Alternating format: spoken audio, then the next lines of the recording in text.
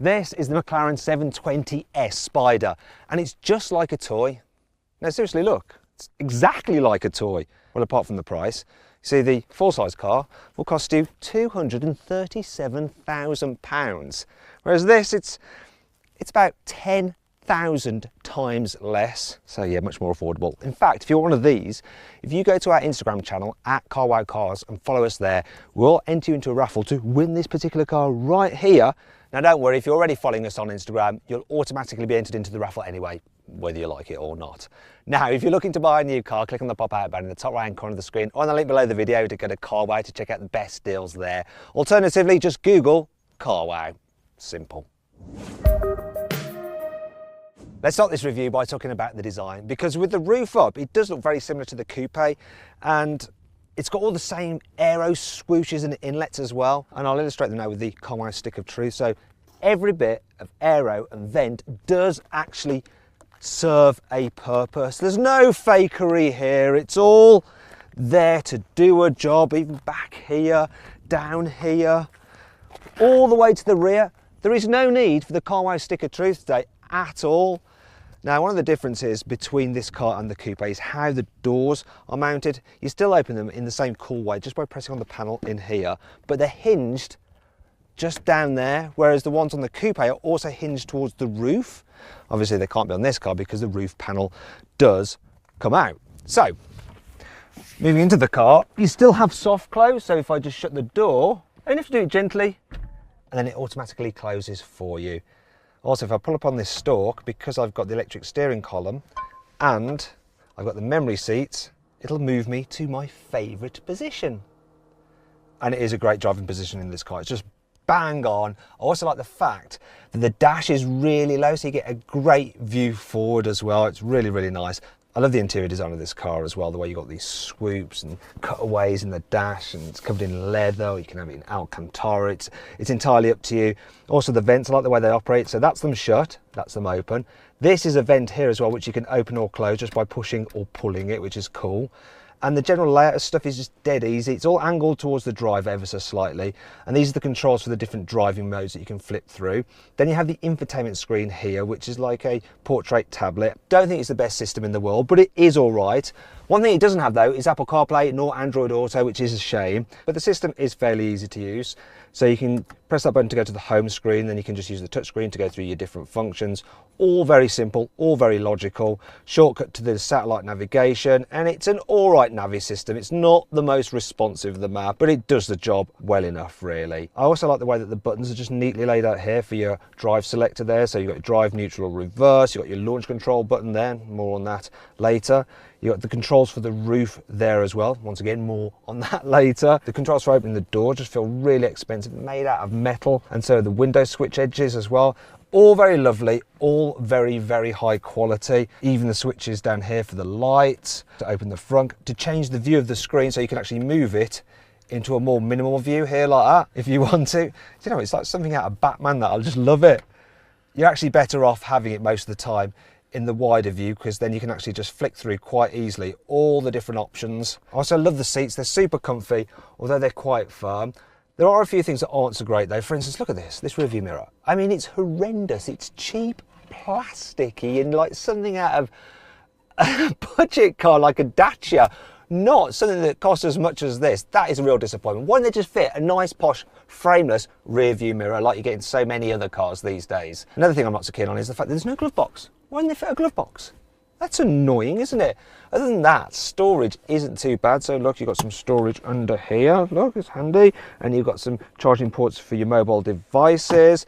There's also, look, a little place for the key. I like this. Just here. So you've got your key holder so you don't lose it. Obviously, you've got keyless go. There's a cup holder there, which is just about big enough for my appropriate Spider drinks container. There's a space there which is ideal for keeping your mobile phone out of the way, and then another little cup holder there, although you can't really fit a very big bottle in that. And then there's a 12-volt socket there if you need to charge another mobile device. There's also some door pockets here as well, just in the door, surprisingly enough. And you've got a little bit of extra storage just here, a nice little net. But if you need more space, there is of course the boot at the front, also known as the frunk. And it's actually a reasonable size. Well, I say reasonable size, it is for this kind of car. So it's ever so slightly larger than the frunk you get on a Ferrari 488 Pista. So yeah, look, we've got our filming gear in there, a little bit of room.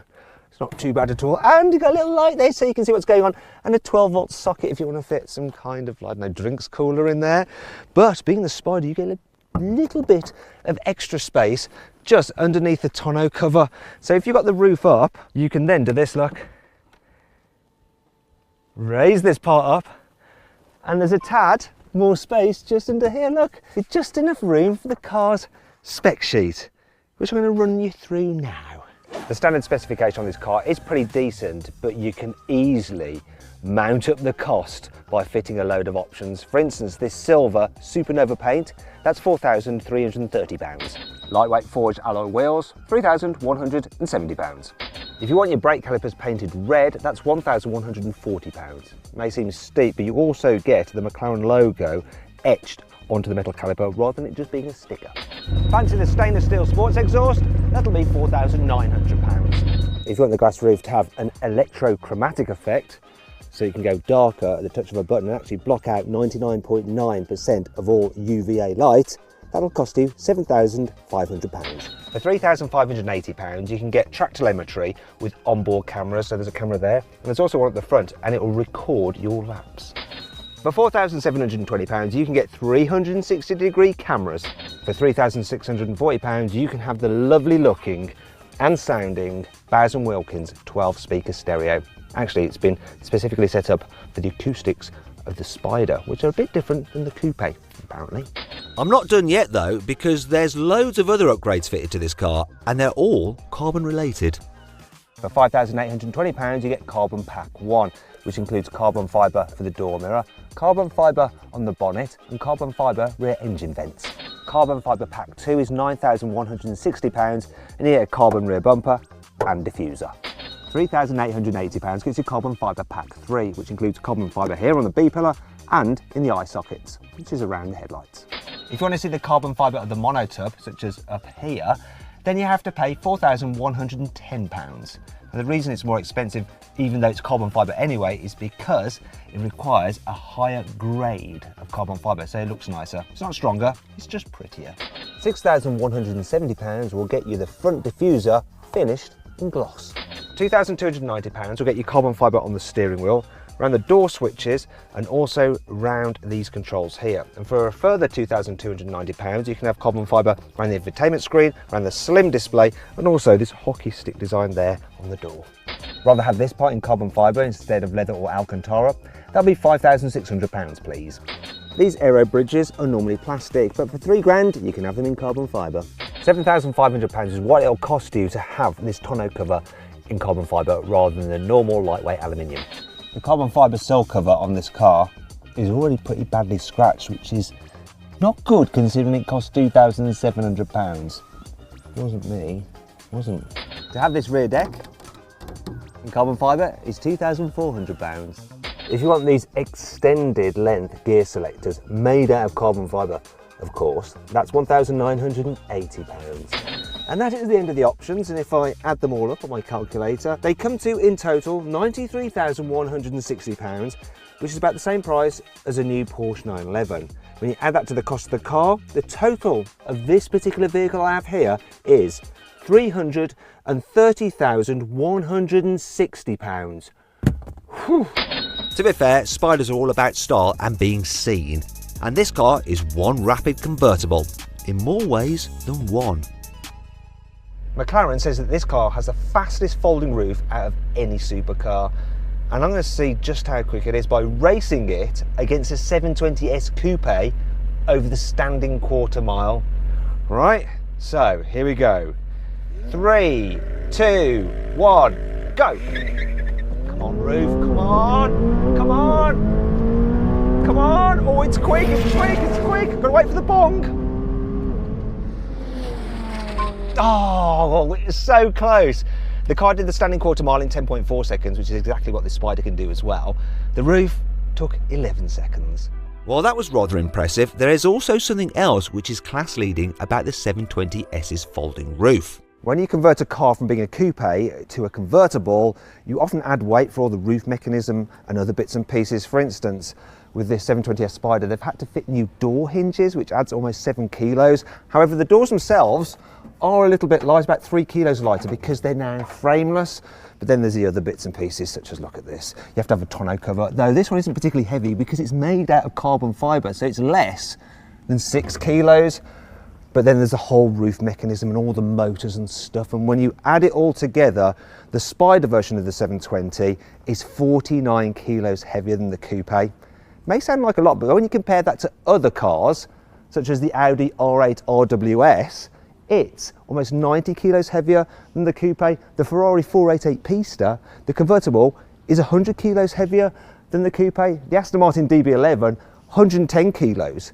The Lamborghini Huracan Spider is 120 kilos heavier than the coupe. Now, part of the reason for that added weight is that when you take the roof off a car, you actually have to add strengthening to the chassis to make up for that loss of rigidity, but not so with the McLaren, as I'll explain now, along with some other cool things about the car.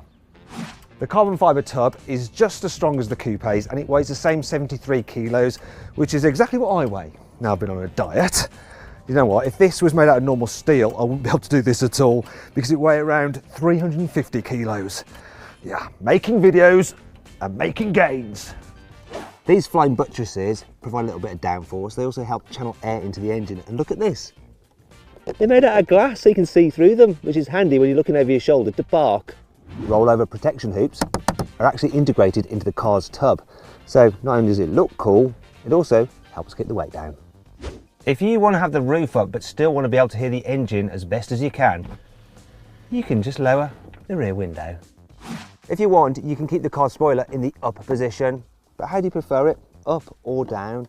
Click on the pop-out banner in the top right-hand corner of the screen to vote for your favourite position. No, not that position. I'm talking about the rear spoiler, you smutty buggers. Not everything about the 720S Spider is great though. Here's 5 annoying things about it. The door pockets automatically lock when the door's open to stop stuff falling out, but that means that if you forget and leave something in there, in order to get at it, you have to first shut the door so that you can get it out. Depending on where the sun is, the central dash speaker reflects horribly in the windscreen. It's a bit off-putting. The sun visor isn't particularly good. It doesn't block out any sun there. Also, that bit's really cheap. You can't detach it to move it to the side. And look at this, horror of horrors. The vanity mirror doesn't have any light to illuminate you when it's dark. This McLaren has a slightly smaller fuel tank than its key competitors, which means you're going to have to stop at petrol stations and rub shoulders with the general public more often. Passenger legroom isn't all that great. Look, even with the chair pushed all the way back, I can't fully extend my legs, and I've got short ass legs. While I'm at it, the electric controls for the seat are really fiddly and confusing. By now, you're probably dying to know what the 720S Spider feels like to drive. Well, let me explain. This car has a 4-litre twin-turbo V8 with 720 horsepower, 770 newton meters of torque, and it can get from 0 to 60 in just 2.8 seconds. What does that feel like? Well, I'll show you now by putting it into launch mode. All I have to do is floor the throttle, boost is building, and we're off. That's 60, that was 60 like that. That is insane. And this car will keep going to 212 miles an hour. Though if you have the roof off, it'll only do 202 miles an hour. What a shame, eh? Actually, you've got to be very careful. This thing is so fast and so punchy in gear because of that turbo boost. You're doing over 100 miles an hour before you know it. And I've been warned by the people at McLaren that here where I'm driving in Arizona, if they catch me doing over 100, I'll be in prison. And I do not want to end up some hairy biker's jail cell plaything, so I've got to be careful. Actually, one of the great things about this car is that you can actually slacken it off and just take it easy. It's quite a chilled thing when you're just cruising around. The suspension is absolutely brilliant over bumps. It's got a special active suspension system which can predict bumps, it can predict the way the car's leaning, and it will just keep it flat in the corners. So rides brilliantly, yet handles brilliantly too. Now you can actually alter the suspension stiffness from comfort to sport, which is quite good for fast road driving or track, and then it's really is quite firm but not terrible. Then it changes the display as well, although you can put it back and I prefer it in the normal mode. You can also change the gearbox from comfort, so it slurs the gears together nicely, to sport, and then it's faster with the gear changes, and it makes a nice pop when you change. There, did it then. It's a little bit random, and you feel a bit like you've won the lottery when you get it to do it. It's not like the Italian cars that do it every single time, it's just predictable. This, no. And then it's like a gun going off in the distance. That's cool.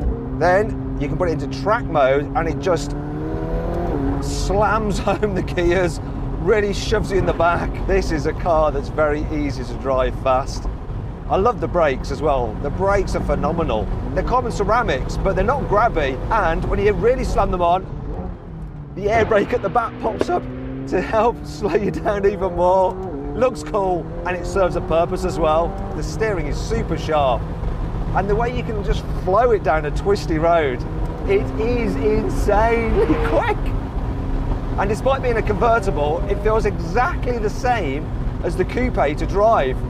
There doesn't seem to be any loss or trade-off in terms of the dynamics. What a car! My God. Right, I was going seriously fast there, better slow it down. That's what I'm talking about. It just creeps up on you, the speed in this thing. It is nuts.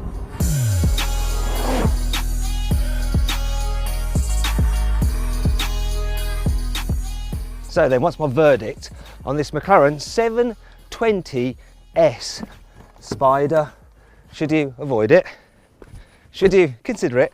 Should you shortlist it? Or should you just go right ahead and buy it? Well, I reckon you should just go right ahead and buy this car, because if you want the supercar with the least compromises for going convertible, this is it.